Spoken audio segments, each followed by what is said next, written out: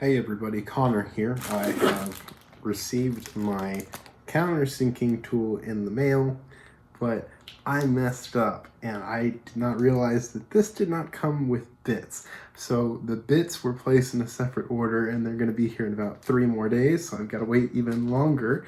And then on top of that, I realized after ordering that I did not have a dimpling tool, so I ordered one of the cheap super dimplers from Sonex, and who knows when that will show up because Sonex takes a while to ship everything.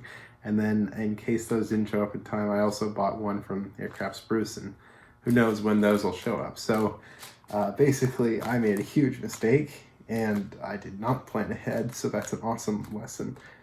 This time for this project, I did a really good job planning ahead for the hardware, and I made sure to order all of the hardware at once at the beginning of the project. They went in and were stored in tubs where they could be organized. So all of that was bought ahead of time, with the exception of about half of the pop rivets. I split it, and I figured I would need more pop rivets later. Here's a tip for you. You get free shipping with Aircraft Spruce if you spend $350 or more.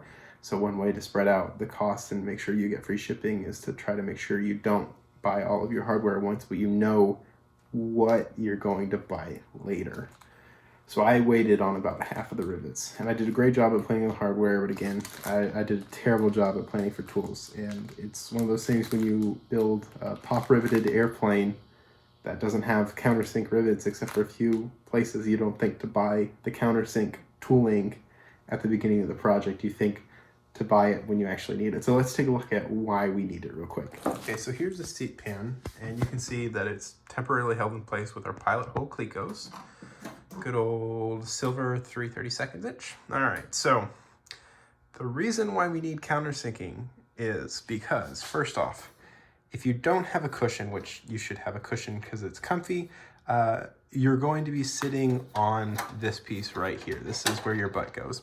And you're going to want this to be countersunk, because if you have these, the top isn't riveted, but if you have protruding head rivets from here, you're going to feel every single one of them, and that's going to get very uncomfortable if you sit on that for any length of time. So all of these on the seat need to be countersunk. Now,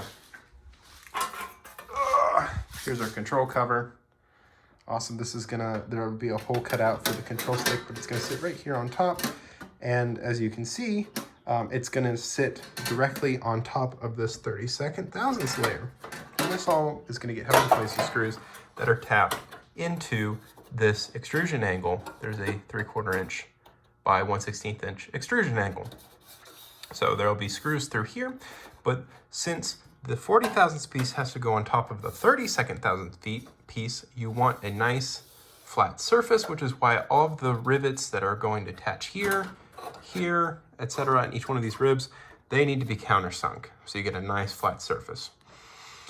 And the other thing is that the plans don't actually explicitly call out rivets at the rib locations, but it seems kind of ridiculous not to, because otherwise you'd have a reinforcement angle that wouldn't actually reinforce anything. It would just kind of sit there, and that'd be dead weight. So you might as well get some reinforcement out of it. You might as well have an attachment.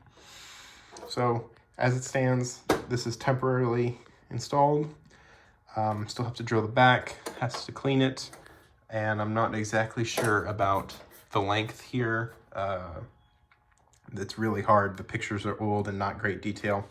And I'm waiting on all the countersink tooling because I did not plan ahead. And that's how my day is going. So talk to you next time. Bye.